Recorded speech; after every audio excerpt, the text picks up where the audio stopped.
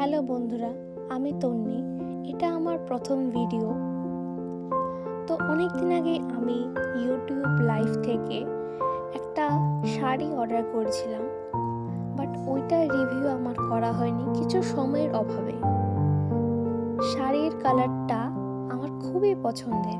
এক কথায় প্রথম দেখে আমি ডিসাইড করেছিলাম যে এইটাই অর্ডার করব।